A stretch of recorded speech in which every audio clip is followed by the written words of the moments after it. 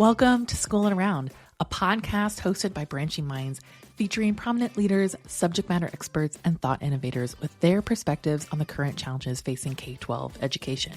I am your host, Larissa Napolitan, a former teacher, instructional coach, and a member of the Branching Minds team, here to lead conversations and to shine a light on phenomenal educators and those that are on a mission to transform our schools and the lives of students. I am thrilled to announce our 2025 Virtual MTSS Summit happening this December. This two-day event is all about MTSS innovation with intention, where we will dive into bold ideas and practical strategies to ensure every student is supported and every educator is equipped to succeed. Join an international community of educators and leaders to explore how intentionality and innovation can drive meaningful change in MTSS implementation. You won't want to miss this incredible opportunity to connect and grow.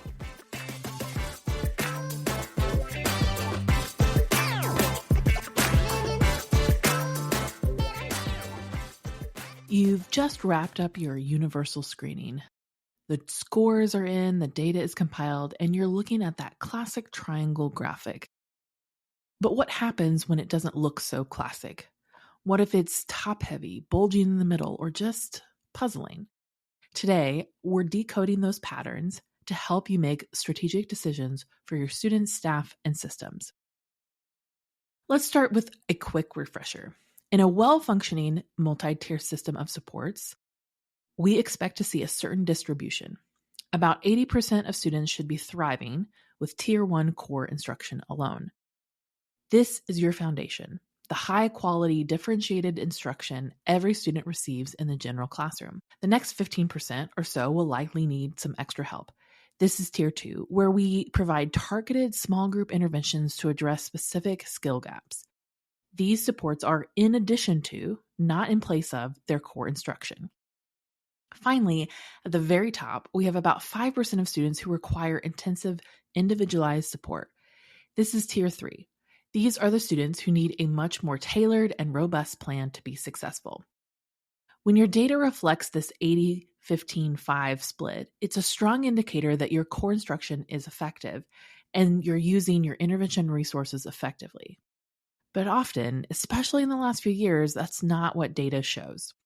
One of the most common and stressful scenarios leaders face is the flipped or upside down triangle. This happens when your screening data shows that 40, 50, or even 60% of your students are falling into the Tier 2 or Tier 3 categories. It's overwhelming. You look at those numbers and think, how can we possibly provide interventions for half the school? For example, one middle school principal, let's call her Maria, her school's beginning of year data showed that nearly half of her seventh graders were significantly below grade level in reading. Her team's first instinct was to pull all of those students out for remediation. It's a natural reaction. See a problem, try to fix it directly.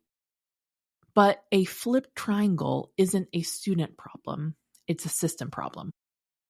It's a flashing red light telling you that your Tier 1 core instruction is not meeting the needs of most students. Pulling half the students out for interventions is unsustainable and frankly ineffective. It puts a massive strain on your staff and resources, and it pulls students away from crucial grade level content. So what do?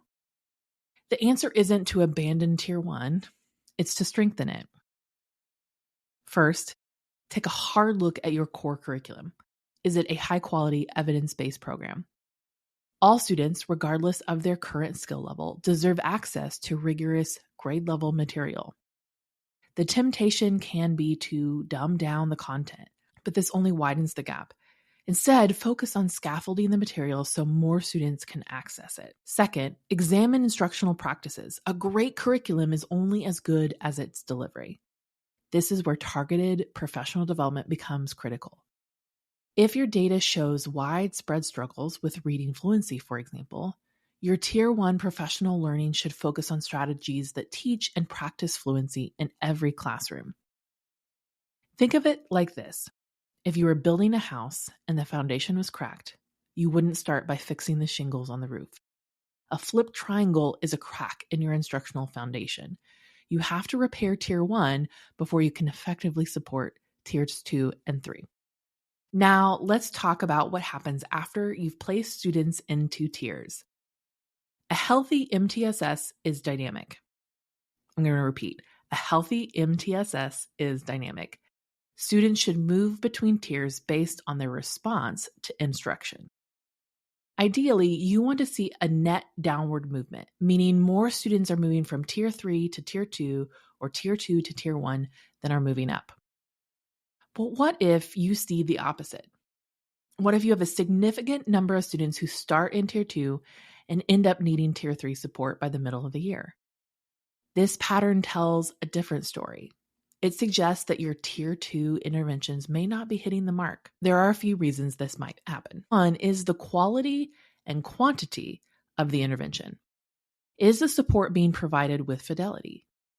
Is it happening as frequently and for as long as designed? A once-a-week check-in might not be enough to close a significant gap. Another common issue is a mismatch between the problem and the solution. Let's say a student is struggling with reading comprehension. Your team places them in a Tier 2 group focusing on phonics. While this is a great intervention, if the student's actual issue is with vocabulary, they won't make progress. Your diagnostic data has to be precise enough to identify the specific skill deficit so you can match it with the right support. Finally, consider your tier placement criteria. It's possible that students who really needed intensive Tier 3 support were initially placed in Tier 2. They didn't fail Tier 2, they were never in the right placement to begin with. Tracking tier movement over time is crucial. It helps you evaluate the effectiveness of your interventions and make necessary adjustments. If you see students moving up tiers, it's time to gather your team and ask, are our interventions targeted enough? Are they being delivered with fidelity? And did we place this student correctly from the start? The last pattern I want to touch on is one of the most important and sensitive topics: demographic disparities. When you look at your tier data, does the demographic makeup of your Tier 2 and Tier 3 populations mirror your overall school population? Or do you see an overrepresentation of a certain groups, like students of color, English language learners, or students from low-income backgrounds?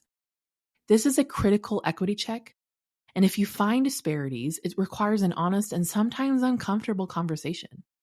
Is it possible that implicit bias is influencing how students are identified for support? Are our instructional materials and strategies culturally responsive? For our English language learners, are we distinguishing between language difference and a learning disability? One district told us that they noticed a disproportionate number of their Hispanic students were being placed in Tier 3 for reading. While they dug into the data, they realized their screening tool wasn't available in Spanish, and their Tier 1 instruction didn't include enough explicit support for language development. The issue wasn't the students' ability to learn, it was the system's ability to teach them. By addressing those core issues, they were able to create a more equitable system and see better outcomes for all students. So as you sit with your beginning of your data, what should you do next? First, analyze. Don't just admire your data. Look for these patterns. A flipped triangle points to a Tier 1 problem. Upward tier movement signals an issue with Tier 2 effectiveness. And demographic disparities are a call to examine your system for equity. Second, focus on strengthening your foundation. Before you overhaul your intervention block, ensure your core instruction is rigorous, evidence-based, and well-supported with ongoing professional development. And finally, make it a team sport. MTSS is not a one-person job. Bring your teachers, counselors, and specialists together. Use the data to start conversations, ask hard questions, and collaborate on a plan. Remember, the goal isn't just to label students, but to organize the adults in the building to meet every student's needs. Your MTSS triangle is more than just a picture. It's a diagnostic tool for your entire system. By learning to read it, you can move from a reactive state of stress to a proactive state of strategic action, ensuring that every student has an opportunity to succeed. That's all the time we have for today on this episode of School and Around. Thanks for tuning in, and join us next time as we continue to explore ideas and strategies to help shape modern education. Have a great day.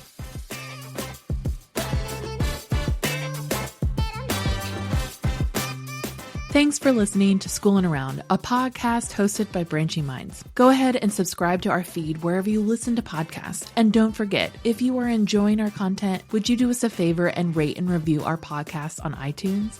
This helps others find our podcasts and lets us know how much you love what we're creating. Branching Minds is an educational technology company using learning sciences and technology to help districts effectively personalize learning through MTSS. To learn more about us, check out our website, branchingminds.com, or follow us on Twitter, Facebook, or LinkedIn at Branching Minds.